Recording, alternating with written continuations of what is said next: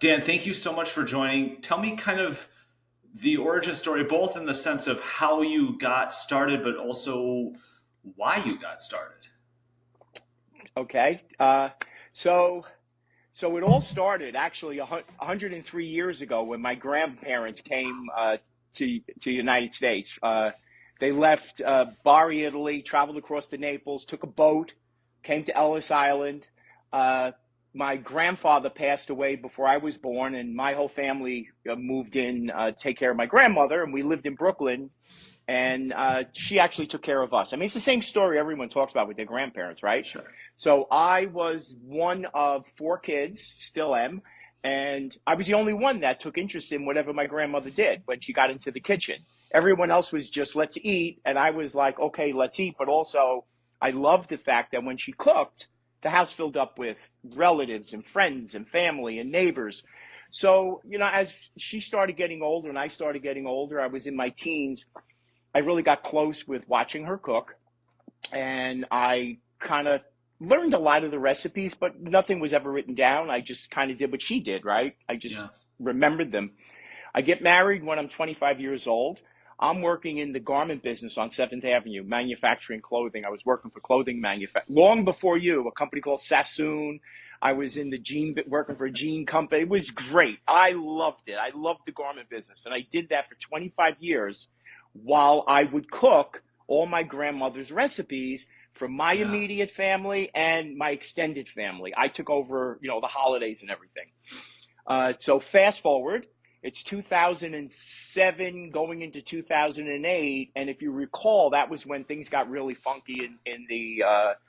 in the economy. Everything was falling apart. The stock market was going crazy, and the garment business started getting really tough also. So I don't know. I would take a train in from where I lived into Manhattan every day, and I was the only one who was not in the group that I sat with, not in the financial business somehow. And I was hearing all these horror stories. And I Yeah. remember saying to a bunch of my friends, I go, you know what? Everyone needs to just like go back to the old way. I remember growing up with my grandmother. We sat around the dinner table. There were good times, bad times, but there was this just warm feeling. Hmm. So I looked around and I said, you know what? I got to get out of this garment business. I said it's just it was a great run, 25 years. I loved it. It just wasn't what it used to be. It was everyone was consolidating, who was going out of business. It just became really difficult. And I took a pot of my grandmother's meatballs and I walked into a local Whole Foods on a Monday morning. And my thinking was if I could find a way to take my grandmother's recipe for meatballs and sauce made the real way, right, with real ingredients, not what you saw in the supermarket back then, which was, Yes. I mean, I didn't understand why any food manufacturer would put 700 ingredients into a beef meatball. And, you know, maybe it came out of my ignorance of the food business, but in a simplistic way, I said, why not just make it the way you're supposed to make it? So I made a pot of meatballs and sauce, went into this Whole Foods. After about 30 minutes of them trying to throw me out, I wouldn't leave. They brought someone out. I still am in contact with this guy. His name is Matt Nangle, great guy. And he said, all right, evidently you're not leaving. What do you have here? And I said, well, I have a pot of meatballs and sauce, my grandmother's recipe. He goes, all right, I'll try them. So he ate one and he said, yeah, this is incredible. Actually, the best meatball I've ever had. What's the name of the company? I said, don't have a company. I have a pot of meatballs and sauce. So, true story. All my friends were like, "You've lost your mind. Like, what are you doing?" I said, "Well, Hmm. I don't know." I said, "Who doesn't love meatballs and sauce? There's not a company out there that makes meatballs and sauce." And it's to me, it was like the forgotten comfort food, right? Everyone loved all the other comfort foods, but somehow meatballs and sauce just it was not on the radar. So fast forward, I connected with a neighbor and we launched Mama Mancini's in 2000, going into 2008, late 2008 into 2009. And, no one took it seriously. It was rough. And I was the only one out there doing it. I was running it around myself, got a little traction. And then in 2009, I networked everyone I knew. And I'll be very honest with you, I had no idea what networking meant or how it worked. But Yeah. I just started calling everybody I knew and say, listen, does anybody know Rachel Ray or Martha Stewart? I need to get on one of those shows. So Absolutely. lo and behold, a friend of mine out of the woodwork says, I know her son-in-law.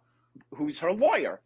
Next thing I know, I'm running up to her office on, I think it was like 27th Street when she had the show Martha, dropping off meatballs and sauce. That was a Tuesday. And then I get a call Wednesday, Martha wants to put you on the show Thursday. Yep. And I was like, you got to be kidding. So, you know, I went up Thursday, and I honestly thought I was going to do that last, 2-minute segment where they rush you through. I did 30 minutes with her on the open. And and she was great. She said that, my dream was to bring back the family dinner with my grandmother's recipe. She held up a package we had. And from there, people started taking us seriously. And we started getting a lot of traction. And it led to more press. And part of it was I turned 50, and with all that, the economy crashing, it was how this guy did a career change at age 50, and it seems to be working. And, it was rough, but we started taking off, and here we are 15 years later. The entire time you're telling the story, and I never wanted to interrupt, but the whole time I'm thinking, I'm like, other than the meatball and sauce, I think we've all been there in one way or the other, that we've just walked in with our own metaphorical meatballs and sauce and been like, it's a business. Like, take it seriously. The other thing, too, that was relatable was, I've been at the New York Stock Exchange a lot. I'm sitting in the basement. I'm in the food court. I'm like, when's my time? Oh, okay, the last 2 minutes? Great. And I'm gonna give you the best 35-second clip you got. But I feel that. Had you done a lot of TV prior to Martha? No, it was the first time I ever was in front of a camera. Love and it was, I have to tell you, I honestly don't remember seeing any of the cameras. I just was standing next to her, and the producer said to me ahead of time, listen, have fun, do whatever you want to do, but do not spill any sauce on Martha. She said, whatever you do. So I was more worrying about how do I pour the tomatoes in the pot. And so, but yeah, we made it through, the two opening segments without spilling, which was great. Do you feel like it's even better when you haven't done that, because it's like you just go into it relaxed in a way because you haven't done a bunch of those? Yeah, people ask me a lot all the time. They say, how did you prepare for it? And I say to them, maybe if you prepare, if it's your first time, if you prepare and you practice, your expectation is going to be different, right? So just go with your gut and just let it roll. And that's what I did. So, and it worked. I mean, I probably was a little stiff. If you go, you could watch it back on YouTube. I did. But Yeah. No, you seemed, but again, you were doing something you know and you love, so therefore you were relaxed with it, right? Yeah. I always joke, if somebody says, Jeff, give a keynote about communications and marketing and all kinds of tactics, I'm like, great, give me an hour and a half. If you tell me do something on accounting, I'm just going to stand there with my hands knowing I have no idea what to do. I mean, it's all in the comfort level of what you know, but. Yeah, I find that part fascinating when you can just jump into something. That is one of the things, or probably one of the truest things I've learned over, my career as an interviewer is, and also just in general, the more you prepare, the more you're taken off guard when everything inevitably does not go right. And you don't know what the interviewer doesn't know, you don't know. It's so much, it's just improv. And so if you're willing to be flexible and that, obviously, make sure we talk about the product, right? Make sure we make something. Don't spill sauce on Martha. Good. Everything else, we're covered. Okay, so I'm assuming being on Martha helps. It was a launching pad for us because before going on Martha, I would go on some halfway decent sized appointments. We got into all the local stores in New York, and that was pretty easy to do. But to get into like a ShopRite or, store like that, people were just like, we already have a meatball. And then we had the Martha Stewart segment. And I remember going to the fancy food show, and the people I was doing this with had an appetizer company as well. So they had a booth for their appetizers, but the meatballs was still a start, so we just had a crock pot, but we had a TV screen behind us playing the Martha Stewart episode. So as people walk by, they kind of like, oh, Martha Stewart. Yeah. So, so it did. Oh, it absolutely helped. I mean, it added some, people took it more seriously than they did prior to that show. That's always the assertion I make. Like, I work in PR too, and like one of the things I always say about PR is it's not. You're not going to necessarily. I mean, yes, you will get with a show like Martha, or I make this comparison a lot. Where if I ever got to be on Shark Tank, I would not take a deal. The whole point of being on Shark Tank is you have just given me 15 minutes to talk about my product. This is great. Yeah. I will take it and I'll run with it. But I've always thought like the benefit isn't necessarily just in, hey, somebody's going to see that and they're going to immediately buy it. It's every time you go do something else. It's that you can showcase, well, here's the point of validation. Here's Martha. Here's everything else. Kudos on just not giving up, just walking around with a pot of meatballs, literally and figuratively, and doing that. Okay, so then now you've got some notoriety, you've got some of the touch points. How do you make it sustainable? And the other part to that question, and maybe this is the first part, is you were talking about the naivety of going into the food business and going, well, why does this have to have 700 ingredients? And I completely agree. When you got into that process, what did you realize? How did you figure out how you could make it better? So the people that I partnered with on this, his name was Carl Wolf and Matt Brown. Carl Wolf was the owner of a company many years ago, Alpine Lace Cheese. He sold that. He retired. He opened up this appetizer company. Was a neighbor. So I was fortunate enough that I partnered with someone who knew the food business. Perfect. So I worked with their executive chef, who this guy Chris Styler, who's still with us today, who took my one pot of meatballs and found a way to turn it into, at that time, thousands of meatballs, and now millions of meatballs. So, and you know what was interesting? Along the way, it wasn't that hard to scale it up because it was simple ingredients. We weren't adding all those chemicals and getting a balance, because once you start adding that, or adding sugar, for instance, because a lot of people do that, you have to really balance it out. It was just beef, Romano cheese, eggs, parsley, onion, and breadcrumbs. That was it. It was so simple. And I think that's why it really worked. It wasn't complicated to put together. No, did you have to kind of change your distribution a little bit just because you weren't adding more things? Yeah, so when we started, we were just distributing it ourselves. But then so what happens is as you lock into supermarkets, they have their own distributors. So we then hired, we hired salespeople to work for us. And my function slowly became being the face of the brand, the story behind the brand. And I would still, to this day, travel with salespeople and meet with the buyers and give them the history and the background and why us and about the ingredients. And then, way back when, it was a beef meatball. Then we added a turkey meatball. And then we added meatloaf. And little by little, we started adding more items to the brand. Yeah. What do you think is, I mean, the biggest turning point is obviously you come in with a big pot of meatballs and sauce, and then you get, massive attention early. But what do you think has been the key to sustaining, and what would have been a couple of the turning points, in the past decade? Well, really, I have to say we were very fortunate. We surrounded ourselves with everyone is so talented. And again, I came out of a sales business. I've sold my whole life. So I was comfortable in front of the buyers. But then there was, the whole distribution end of it, the whole how to get the thing packed properly. So I was very fortunate that when we did this, my function was this, where we had all of this surrounding us in our company, doing all of that. And they were all professional and all great at it. And that was, a great thing that I never thought about when I brought that pot of meatballs in. I just went in there with a pot of meatballs saying, never even think of what happens next. And I was very fortunate that, the whole thing just started to grow. We grew slowly. Part of, to what you're saying, 100%, we didn't just jump into this and say, okay, we're going to sell the whole country.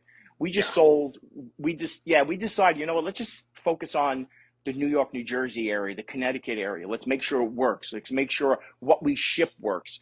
In the beginning, everything shipped in an aluminum pan, and it was frozen. And then we decided, well, that's not going to work long term. So we then switched to the current configuration that we have, which is a a plastic pan and a cardboard sleeve.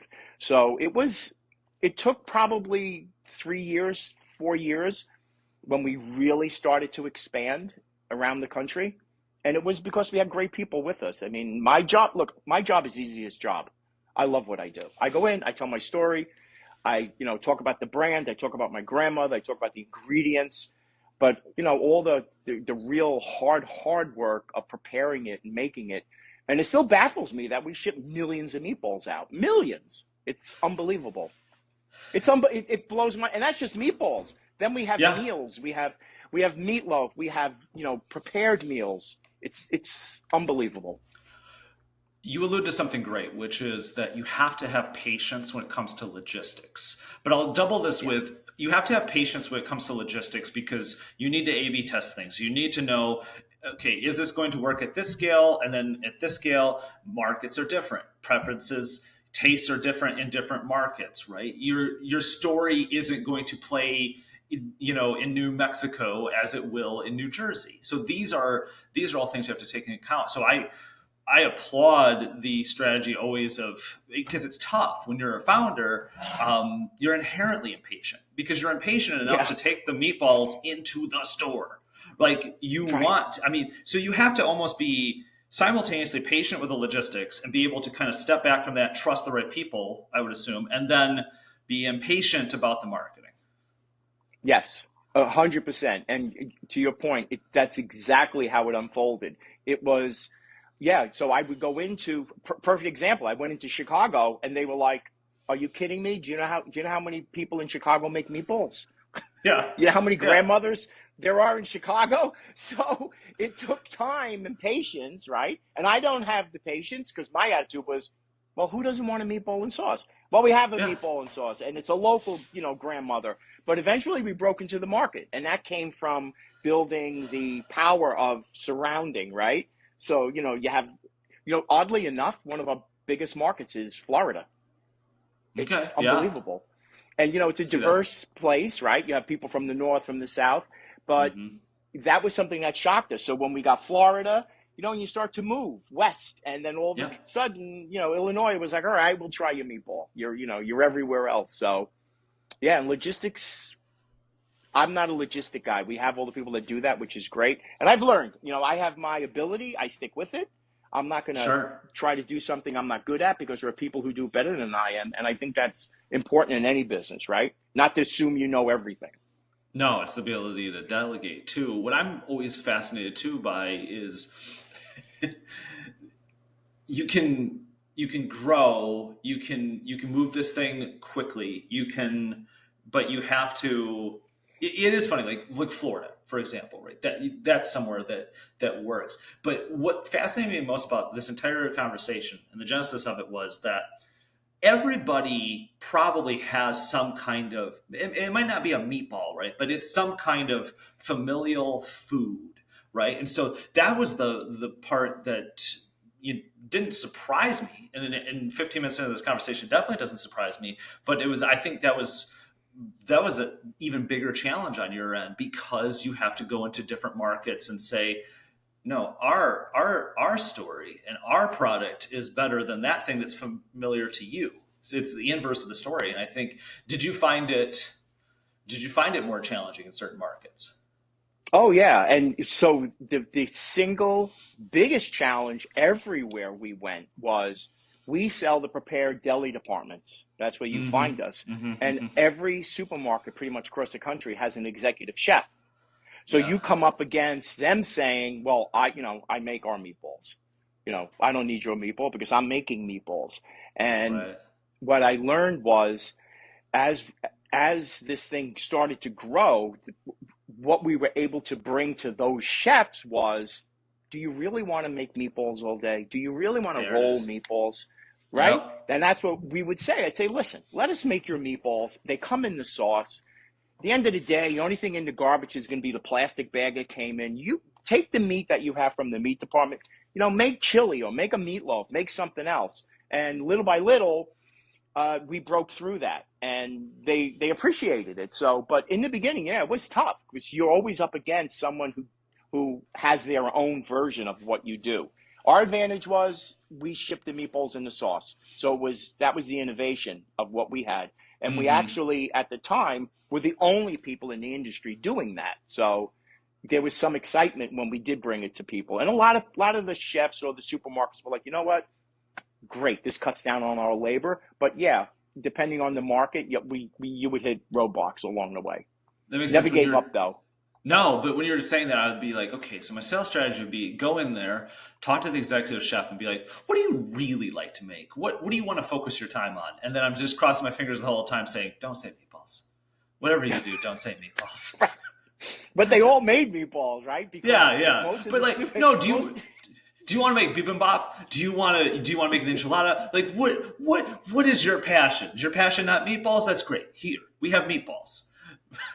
But then if their yeah, passion is and meatballs, I'm like, oh no, I've cornered yeah, and myself. and I remember sitting with a chef in Southern California in a supermarket, and he said, "Ugh, I get so much meat from the meat department. I already make meatballs." So he tried the meatballs. He loved them. I said, "I'll tell you what I'll do." He goes, "What?" I go, "I got an incredible recipe for a meatloaf. I'll give you my recipe for the Mm. meatloaf. You make meatloaf with the meat you have and buy our meatballs." And he did. And he did. Yeah. So, but it's yeah. We're very fortunate that we grew as really as, and I didn't know we grew as what we did happened very quickly. I hear it from people in the business that say, "Wow, in like 8 years or 10 years, you had all this traction." I just knew the garment business back then, right? Like how long it took to get something into a department store. So, which back then it really wasn't that hard. But this to me took a lot of hard work, a lot of running. I remember, there's certain things along the way that I'll never forget. I remember flying to California, and the captain comes out of the front, walks back, hands me a piece of paper, and says, "Congratulations." I said, "What?" He goes, "You just made platinum." And I go, "What does that mean?" He goes, "Well, you just flew 75,000 miles." And I'm like, "Are you kidding me?" So, so Yeah. I was out. I hit the pavement across the country. So, Oh, I remember the days where I'd hit that by March. ah, Oh, yeah, but it's still like, no, it catches up with you quickly, and you're like, wow, okay, it doesn't seem like it, and then you start to look at the accumulation. yeah. Outside of food for a second, though, taking your story, what lessons do you present? I mean, somebody listening to this podcast is going to figure out their own lesson from it. But when anybody wants to start some kind of business or some kind of career shift, what advice from your own lived experience do you give them? Well, I never. I believed in what I had. Right. Yeah. I believed in the concept of why why would parents want to feed their children something that's not made with real ingredients? And that was, Mm-hmm. my belief. So I believe that strongly. And I tell people, and I get asked often, any advice for me, and I say, well, if you have an idea, first of all, every entrepreneur is going to say you're going to fail 5 times, right? And never give Yep. up. So if you really are an entrepreneur, you're going to expect that to happen. So I always say what everybody says, don't give up. But if you have an idea and it's not working as well as it should be, maybe you should give up on that idea, but don't give up on the whole idea of Yeah. being an entrepreneur. But and so there's a quote from Richard Branson. I'm a huge fan of the man. And it basically says the brands or the companies who will succeed will have a purpose, should have a purpose. And I tell people that. I say, you know what? If it has some sort of a purpose, so my purpose or our purpose of Mama Mancini's was to deliver that quality food, right? Food that you could be proud to, that was our purpose. So if you do have some purpose of why are you doing this, I think Yeah. you have a good shot at succeeding. And I Yeah. do believe that. Yeah, if you have a story to tell, if you Yeah. have something that resonates, when you're saying, failing 5 times, I was like, oh man, if I only fail 5 times, I'm feeling like this is a good year. Um, there are some, Well, but that advice, right? That advice that isn't uncommon. The uncommon or the not uncommon advice, right, is that, well, you should just keep going. And right, I do not disagree, and you put it out there perfectly.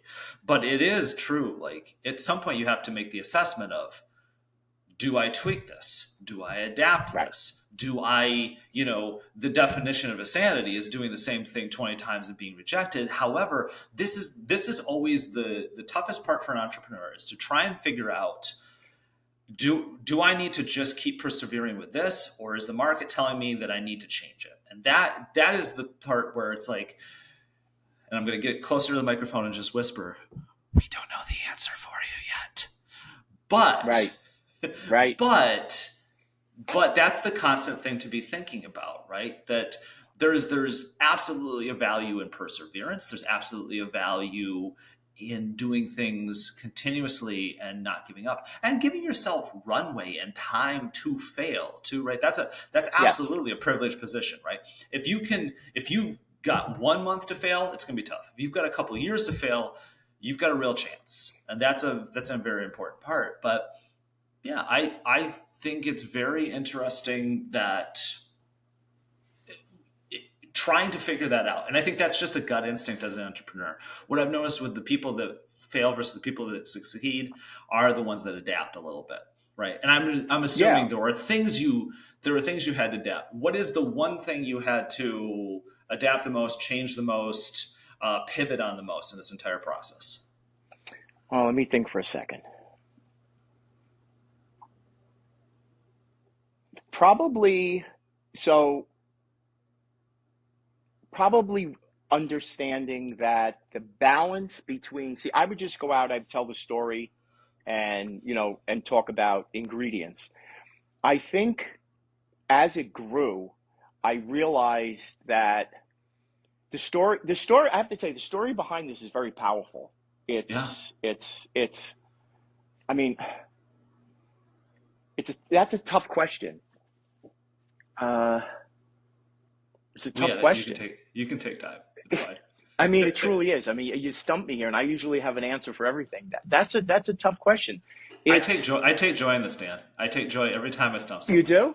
All right, no, it's Not good. not in a Barbara Walters Oprah moment, because I can edit. Like if we were doing if we were doing a live one, I'd be like, oh, I have failed you. But since I can edit it, I'm gonna get a real answer. This is what I like.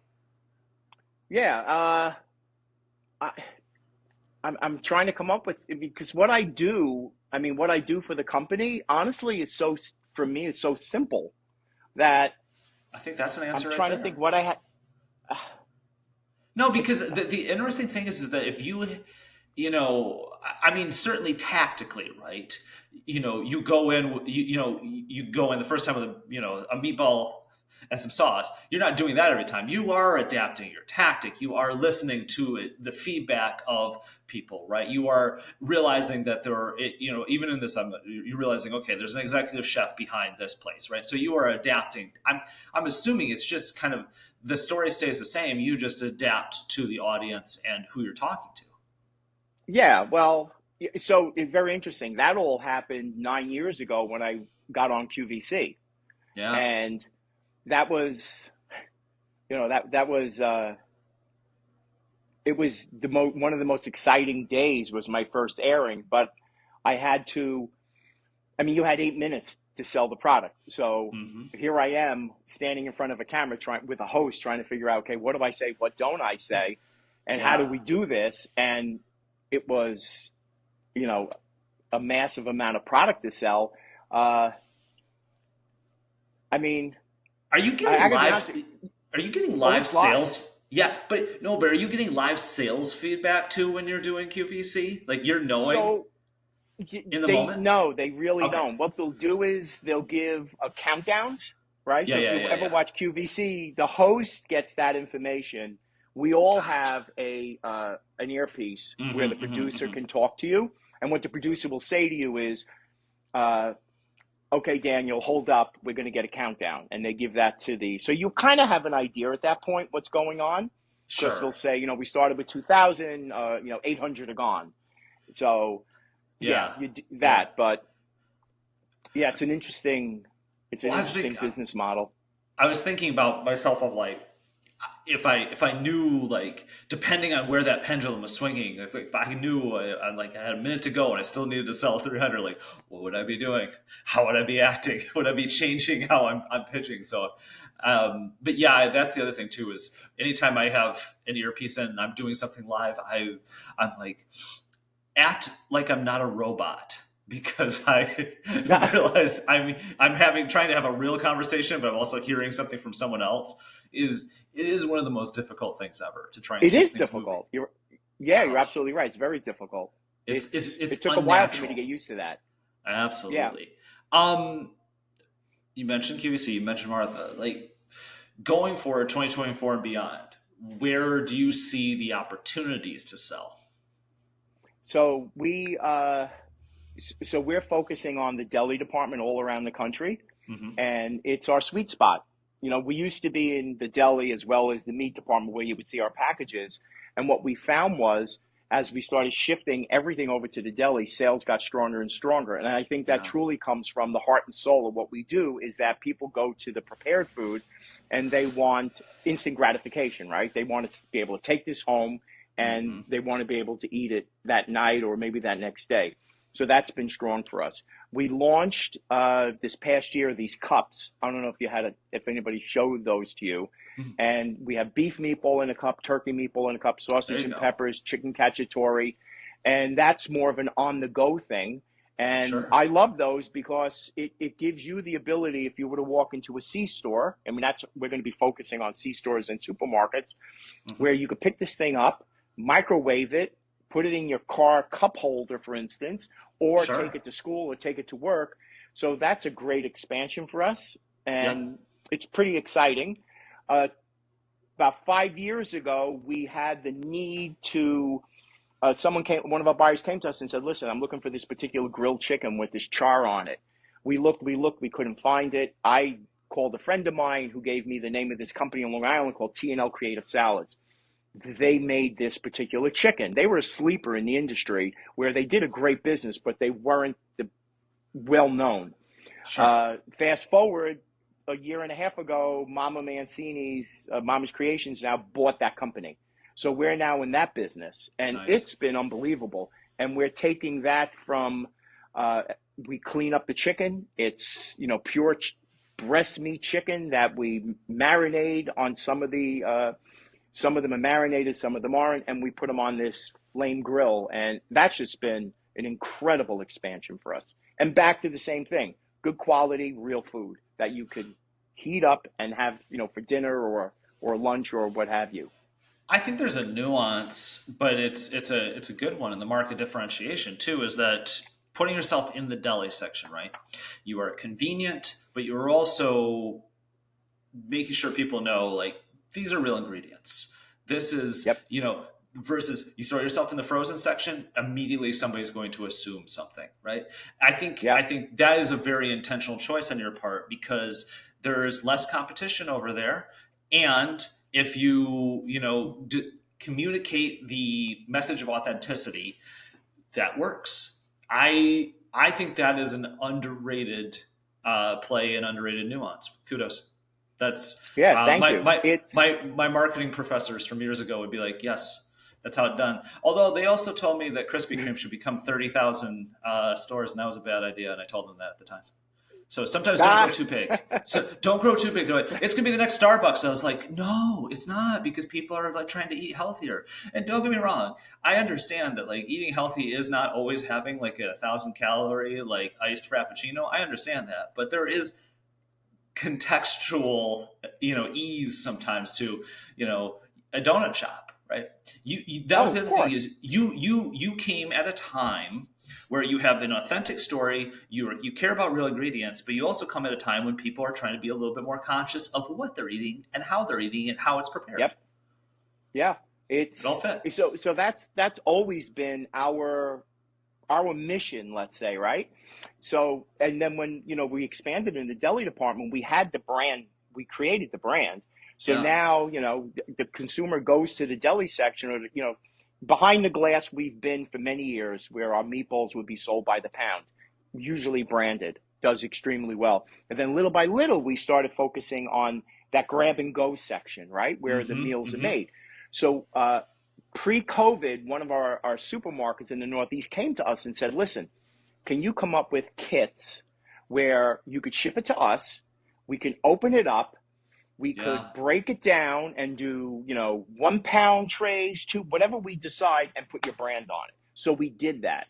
And then Yeah. COVID hit, right? So now COVID hits, and every deli across the country first closed down, if you remember, for a short time. Then they Right. opened and lost a lot of labor. So Yep. Short staffed. what we, yeah, Yep. so what we did was we took those kits, we created a facility where we hand make meals. We call them meals for one. And so we have employees who are hand packing spaghetti and Mm-hmm. meatballs or a chicken dish or sausage, peppers, and onions, packaging it, putting a label on it, and it ships out to the store. So when you walk in, you look at it, you go, I know the brand. I know they represent good quality. You look at the ingredients, you go, yeah, this is legit. And I could take this home, heat it up, and eat it, and have it for dinner. So it's been a good move for us.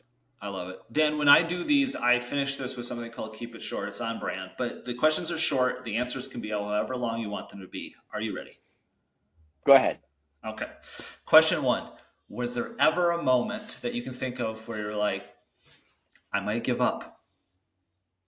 No, I don't think it was smart enough to make that decision. I don't think it was, I'll be honest with you, I don't think it was smart enough to make that decision. I remember when we launched this, all my friends were saying to me, well, you've lost your mind. You got a pot of meatballs. You think people are going to buy it? I wasn't smart enough to give up, maybe, but I believed in it. So The answer is so much it's better than being I thought. honest. No, I love it. That's It's being so much. honest. It's so much better than I even imagined it could be. I was like, oh, this is I think great. I was a little crazy, to be honest. I think a lot of people would have said, what am I doing? Right. But I was like, this is going to work. Dan, So, I can relate so much. As a person who at 23 was looking up how, like, we were doing a video, and I had to look up how to create pyrotechnics on a budget. So then I had to look up, well, you can use non-dairy creamer. Shh. And then I was like, am I on the watch list now? So yeah, ah, I got a little crazy in me too. there you go. um, question two.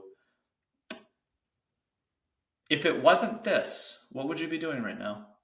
I probably would have been back in the garment business. Okay. Yeah, because That you enjoyed was, it. I did it for so many years, so that probably would have been it. Or maybe, working at Walmart as a greeter in the front, which is a dream job too. Low pressure, no stress. Welcome to Walmart. I mean, It is yeah, interesting that, like, sometimes we seek out the things that are the inverse of what we are and what we do, yeah. right? So there are times where I absolutely, like, I intentionally now live on a river with a bike path just so that I'm Oh, like, nice. you know what? At any point after I've gone through 17 calls and emails and the whole world is on fire, I'm like, I'm just gonna get on my bike and It's a nice I'm feeling, right? just gonna And having the just river coast. there must be really beautiful. It's peaceful sometimes, when it's warm. But all right, question three, and then we'll close. Thing you're most proud of, entire career, doesn't even have to be this. Okay. Well, obviously my family, Yeah. married, we have 2 girls, 3 grandchildren. That's number one. I'm proud of all of that. And then I think I'm proud of the fact that you could walk into a supermarket around the country and see a picture of my grandmother. But I'm also Yes. really proud of the fact that from a pot of meatballs, right? From a pot of meatballs, we employ over 250 people and growing. And I think my grandmother and a lot of them, are Spanish speaking, uh, people who just live, by our plant, some travel. I think my grandmother and grandfather would look down and say, job well done. You've put a lot of people through your idea and hard work. A lot of people are working, which is a great, great feeling. That is the perfect way to end it. Thank you so much, Dan. Thank you. Appreciate it. Yeah. Thank you.